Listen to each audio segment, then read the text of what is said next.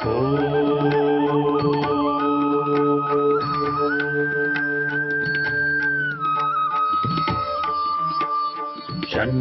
मित्रः शं वरुणः शन्नो भवत्वर्यमा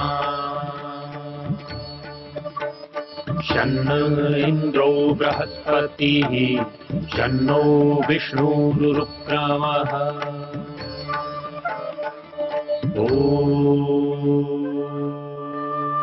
शान्ति शान्ति शान्तिः।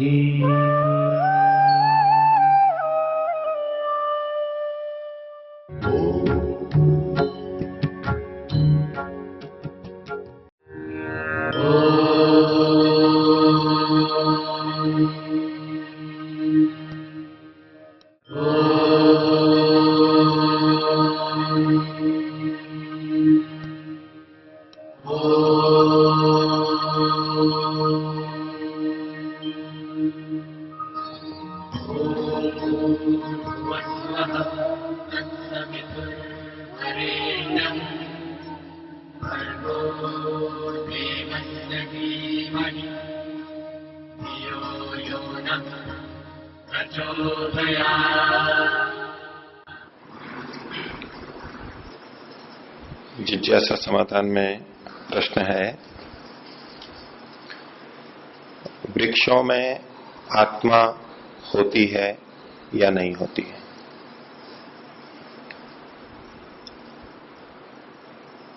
इस प्रश्न को दूसरे शब्दों में रखें तो वृक्ष चेतन होते हैं या नहीं होते? और शब्द बदल के कहूं तो वृक्ष सजीव होते हैं या निर्जीव होते हैं? आत्मा के होने या न होने का लक्षण क्या है? उस लक्षण को अगर हम जान लेंगे और वो लक्षण जहां भी मिलते हैं वहां हम कह सकते हैं कि यहां आत्मा है। सजीव और निर्जीव का जो लक्षण जान लिया तो जहां जहां घटता है वहां वहां हम कह सकते हैं कि यहां जीव है, ये सजीव है। तो हमारे शास्त्रों में आत्मा को जानने के लिए 6 लक्षण दिए। सुख, दुख, इच्छा, द्वेष, प्रयत्न और ज्ञान। और भी जोड़ सकते हैं इसमें, लेकिन ये मुख्य 6 लक्षण हैं। इनको देख करके आत्मा का अनुमान हो जाता है कि यहां आत्मा है। और आधुनिक विज्ञान की दृष्टि से देखें तो जो आहार लेते हैं, भोजन लेते हैं, और भोजन को लेकर के जो विकसित होते हैं, बढ़ते हैं, विकास को प्राप्त होते हैं, और इस प्रक्रिया में, विकास की प्रक्रिया में, बढ़ने की प्रक्रिया में भोजन का वो पाचन भी करते हैं। भोजन के पाचन का मतलब है जो चीज बाहर से ली है उसको इस रूप में बदल देना कि उनके शरीर के भाग बन सके।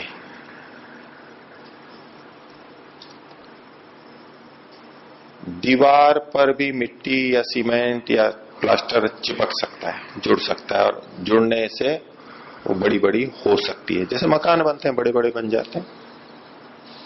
ये भी बाहर से कोई चीज लेते हैं, अथवा कोई ऐसी वस्तु हो जो पानी में गई तो पानी को सोख करके फूल गई,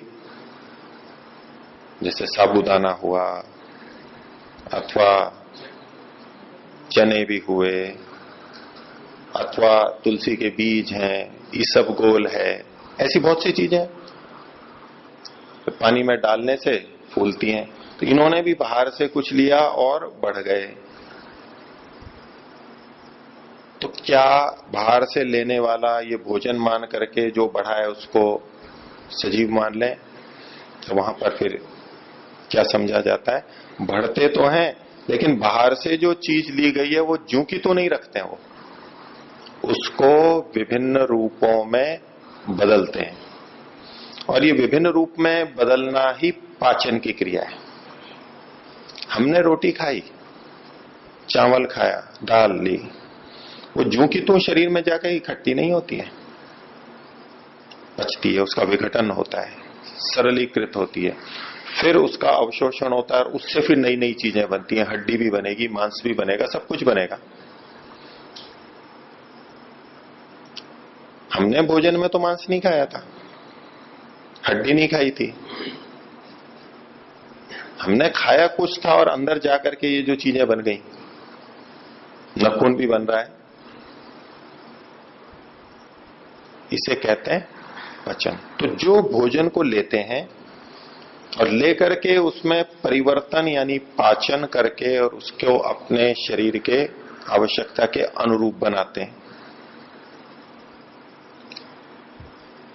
फिर इस प्रक्रिया में जो मल उत्पन्न होता है उस मल को वो निकालते हैं, उत्सर्जन करते हैं उसका, चाहे वो वायु के रूप में हो, कार्बन डाइऑक्साइड हो, या मलमूत्र हो, पसीना हो, किसी भी तरह मूत्र में यूरिया, यूरिक एसिड और अन्य क्षार, जो भी अपशिष्ट द्रव्य मल के रूप में निकलते हैं, ऐसे वो मल भी निकालता है, शोधन करता है। और जो स्वसमान शरीरों की उत्पत्ति भी करता है, संतानोत्पत्ति करता है। बड़े प्राणी हैं तो वो अपनी जैसी अपनी प्रजाति की संतानों को पैदा करते हैं, वृक्ष हैं तो बीज करते हैं, बीज से फिर वृक्ष पैदा हो जाता है। सूक्ष्म जीव हैं तो वो उनमें केवल कोशिका का विभाजन होता है, एक से दो कोशिका बन गई तो दोनों अलग अलग जीव बन गए। तो जहां से टुकड़ा हुआ वहीं से बाकी का बढ़ गया, ऐसे उनमें कई प्रकार हैं। तो जो ऐसे संतानों की उत्पत्ति भी करता हो, तो आधुनिक दृष्टि से ये सारे लक्षण पेड़ पौधों में, वनस्पतियों में घटते हैं। वो जिस पानी को लेते हैं, मिट्टी से क्षार लेते हैं, नाइट्रेट्स लेते हैं, सूर्य की प्रकाश में हरित लवक बनाते हैं, क्लोरोफिल बनाते हैं, फोटोसिंथेसिस, वो प्रक्रिया चलती है और उससे जो भी बनता है और फिर उसके पत्ते बन जाते हैं, तने बनते हैं, फल बन जाता है, पुष्प बन जाता है। ये जो सारी चीजें बन रही हैं, ऐसी की ऐसी उन्होंने बाहर से संग्रहित नहीं की थी। बाहर से जू का तू लेके और अपना स्वरूप बढ़ा लिया हो, ऐसा नहीं था। उन्होंने कुछ भिन्न चीज ली थी, उसका पाचन किया, परिवर्तन किया और फिर अपने रूप में वो बन गए। तो ये लेते हैं, पचन करते हैं, बढ़ते हैं, मल भी निष्कासन करते हैं और अपनी प्रजाति की संतानोत्पत्ति भी करते हैं, आगे संतति चलती है उनकी। इस दृष्टि से वृक्षों में जीव है, वृक्ष सजीव है। और जो दार्शनिक लक्षण है, सुख, दुख, इच्छा, द्वेष, प्रयत्न और ज्ञान, इन वृक्षों में भी प्रयत्न देखा जाता है। कुछ पौधों में हमें बड़ा स्पष्ट होता है, जैसे कि छुई मुई का पौधा, इसको छूते हैं तो संकुचित होता है। और बहुत से पौधे होते हैं जो कीड़ों मकोड़ों को बढ़ करके पकड़ते हैं, बंद कर लेते हैं। समुद्र में भी होते हैं और भूमि पे भी होते हैं, संवेदनाएं होती हैं उनको। और वैज्ञानिकों ने भी नए अनुसंधान कर रखे हैं जिससे पता लगता है कि पेड़ पौधों में संवेदनाएं हैं। और हमारे शास्त्रीय दृष्टि से मनुस्मृति का एक श्लोक मिलता है, अंतः संज्ञा भवन्ते ते सुख दुख समन्विता। एते, ये वृक्ष स्थावर अंतः संज्ञा होते हैं, अंदर से इनको संज्ञा ज्ञान बोध होता है। हमें कैसी संज्ञा होती है? अंदर और बाहर दोनों। अंदर तो हम सुख दुख अनुभव करते हैं, लेकिन कोई हमारे पिंच बोए और करे तो बाहर भी हमारे चेहरे पे दुख, पीड़ा, पैर का हटना करना, ये सारी क्रियाएं होती हैं हमारे में, यानी बाहर से भी प्रतीति होती है। लेकिन पेड़ को यदि कोई काटता है, डाली तोड़ता है, तो बाहर से उसके कोई संवेदनाएं प्रकट नहीं होती हैं।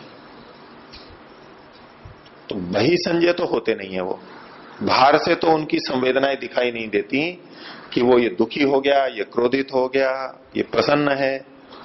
जैसे हमारे चेहरे से पता लगता है, हाव भाव से पता लगता है, हमारी हाथ पैरों की गतिविधि, शरीर, इन सब से पता लगता है। किसी के पेट में दर्द है, चेहरे में दुखावा रहा है और वो लोटपोट हो रहा है, यूं सिकुड़ रहा है, बिल्कुल तड़प रहा है, इतना तेज दर्द हो रहा है, तो उसके तड़पते हुए देख करके पता लग जाता है इसको दुख हो रहा है, बाहर से पता लग रहा है हमारे को। तो ये वृक्ष वनस्पति बही संजय तो नहीं होते, लेकिन अंतः संजय होते हैं, अंदर इनको सुख दुख की अनुभूति होती है। तो चूंकि इनमें सुख दुख की अनुभूति होती है, ज्ञानेन्द्रियां इनकी वैसी सक्रिय नहीं है जैसी हमारी है, इसलिए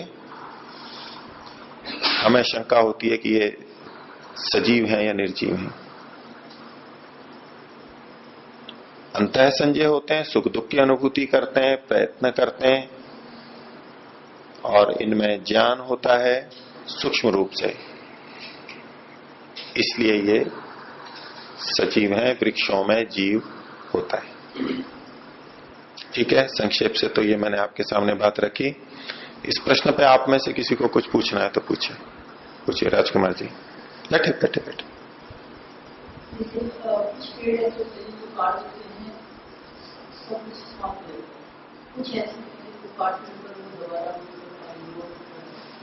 होता है,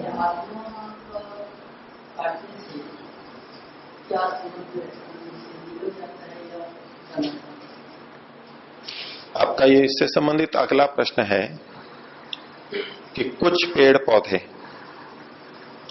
एक बार काट देते हैं तो फिर नहीं उगते, कुछ होते हैं दोबारा उगाते हैं। तो दोबारा आए तिबारे आए, उगते रहते हैं कई तो बार बार। ये जो बार बार उगते हैं उनकी जड़ तो विद्यमान रहती है, वहां पर मूल रहता है उनका, इसलिए वो फिर आ जाता है, फिर अंकुरण हो जाता है।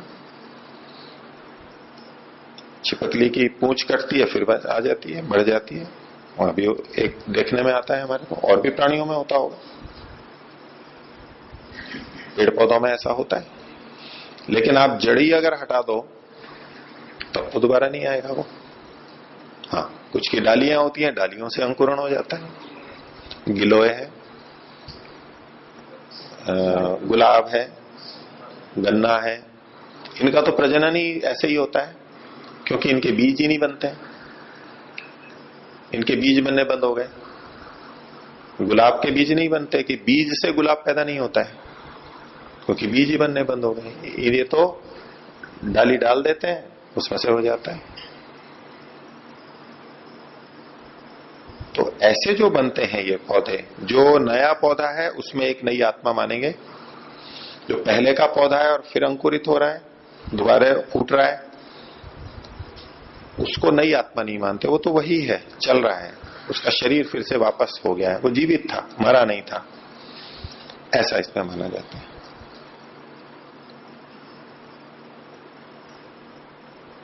और कोई? हाँ बोलो। आत्मा जो है बीज में रहता है या उसके बाद में वृक्ष में हर एक बीज आत्मा बीज में पहले विद्यमान रहता है, बाद में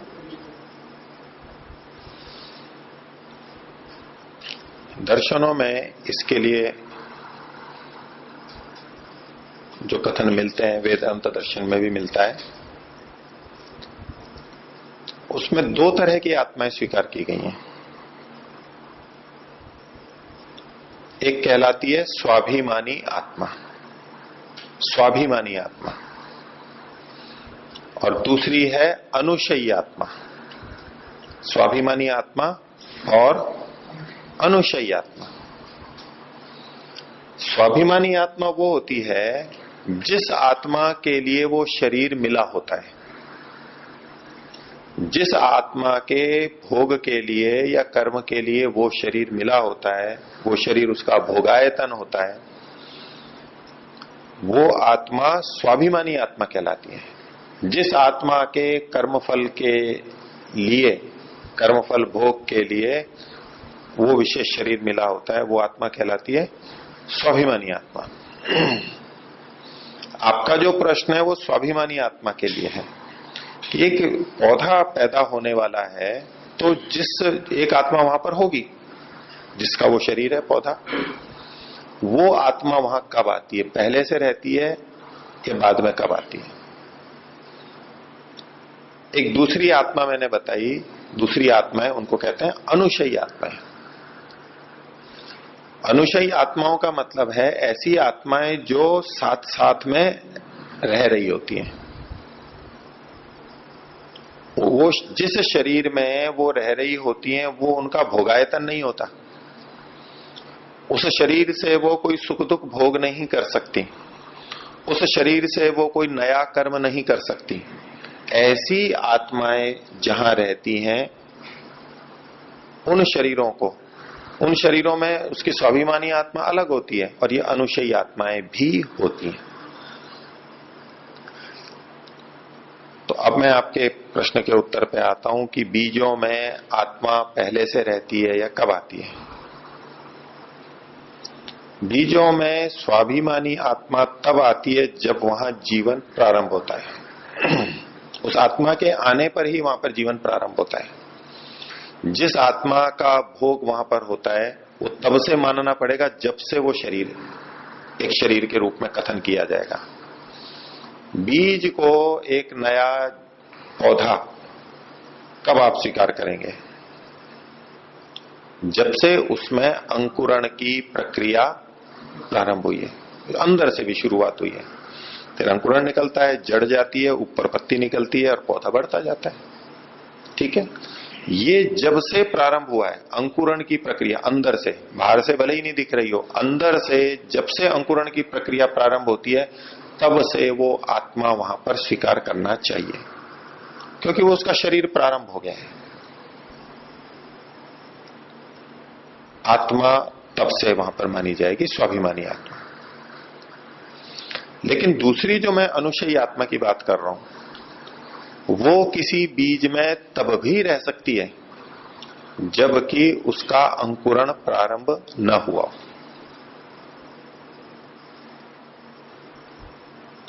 जिन आत्माओं का अभी नियत शरीर, उपयुक्त शरीर नहीं मिला है, पिछला शरीर छूट चुका है लेकिन नया शरीर अभी नहीं मिला है, ऐसी आत्माएं भी बीजों में रह सकती हैं। एक नहीं अनेक रह सकती हैं। लेकिन जब अंकुरण प्रारंभ होगा तब उनमें से कोई आत्मा या उनसे भिन्न कोई आत्मा, ईश्वरीय व्यवस्था से जो भी आत्मा वहां आएगी, जिसका कि वो शरीर होगा, भोगायतन होगा, वो आत्मा अंकुरण के समय आएगी और वो कहलाएगी स्वाभिमानी आत्मा। और उससे भिन्न जो आत्माएं हैं वो अंकुरण से पहले भी रहो चाहे अंकुरण के बाद में भी उसमें बैठी भी रहो, वो आत्माएं वहां रहते हुए भी स्वाभिमानी आत्मा नहीं कहलाती, वो अनुशयी आत्माएं कहलाती हैं। ठीक है, तो आपका प्रश्न तो स्वाभिमानी आत्मा के संदर्भ में था। तो आत्मा अंकुरण के समय आती है, जो अंकुरण से पहले रहती है वो स्वाभिमानी आत्मा नहीं होती है, वो अनुशयी आत्माएं कहलाती हैं। ये प्रश्न का उत्तर है। अगला प्रश्न, आत्मा अपने शरीर के अंगों का संचालन कैसे करता है? आत्मा अपने शरीर के अंगों का संचालन कैसे करता है? हाथ पैर का हम संचालन करते हैं, चलते हैं, जाते हैं, उठते हैं, बैठते हैं, सोते हैं। तो इसके लिए दर्शनों में जो प्रक्रिया बताई स्वीकार्य है, महर्षि जी ने भी बताई। आत्मा मन को प्रेरणा करता है, मन इंद्रिय को प्रेरणा करती है और इंद्रिय में फिर गति होती है।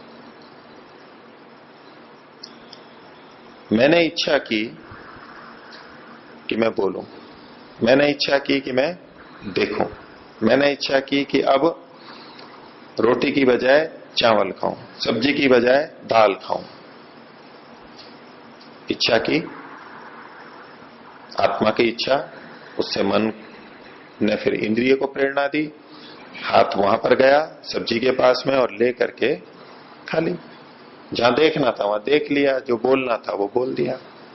तो आत्मा, मन और इंद्रिय, मन के माध्यम से आत्मा कार्य करता है, अपने अंगों का संचालन करता है। आत्मा इच्छा करता है और प्रयत्न, अथवा अनिच्छा करता है, जिसको द्वेष कहते हैं, कि वहां से मेरे को हाथ हटाना है।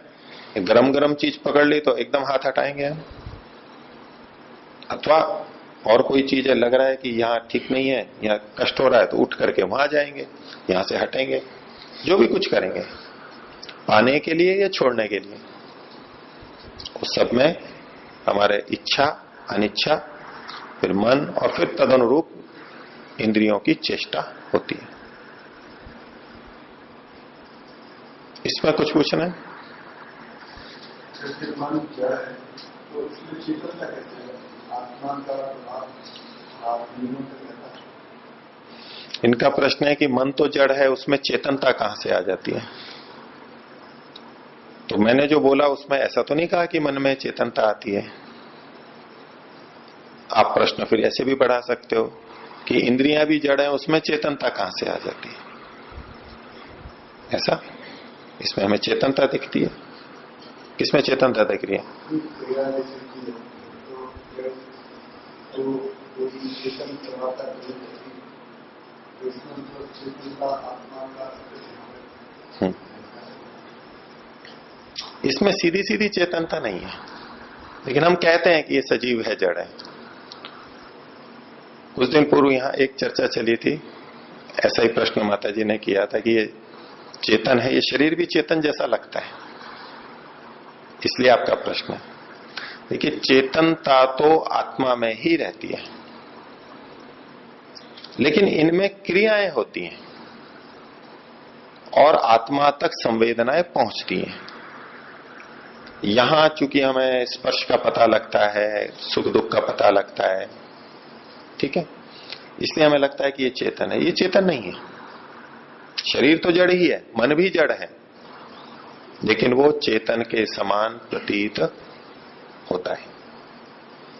अब कठपुतली चलाने वाला कठपुतली चला रहा है, तो जो कठपुतली में गतिविधियां हो रही हैं, तो उसको कहेंगे कि ये चेतन है?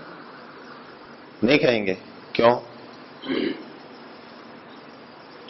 वो भी तो तलवार निकाल लेते हैं, पानी लाते हैं, करते हैं, नाचते हैं, कूदते हैं, सब कुछ होता है ना वहां पर।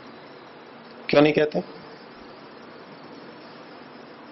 क्योंकि वहां गति करवाने वाला कोई और है। ऐसे ही शरीर में गति करवाने वाला कोई और है। ये शरीर अपने आप गति नहीं करता, मरने के बाद में यूं ही पड़ा रहता है। और मन भी जड़ है, मन में अपने आप इच्छा से गतियां नहीं होती हैं। मन का अपना कोई प्रयोजन भी नहीं है, वो स्वयं के लिए कोई क्रिया नहीं करता। शरीर भी अपने लिए कुछ नहीं करता, किसी और के लिए करता है। तो यहां जो हमें कुछ संवेदनाएं दिखाई देती हैं, ये आत्मा की उपस्थिति में, शरीर की रचना के कारण से, तंत्रिका तंत्र की संवेदना के कारण से ऐसा प्रतीत होता है। वहां आत्मा की चेतनता निकल के यहां तक आ जाती है, फैल जाती है, ऐसा नहीं है। ये तो जड़ ही है, शरीर तो जड़ ही है।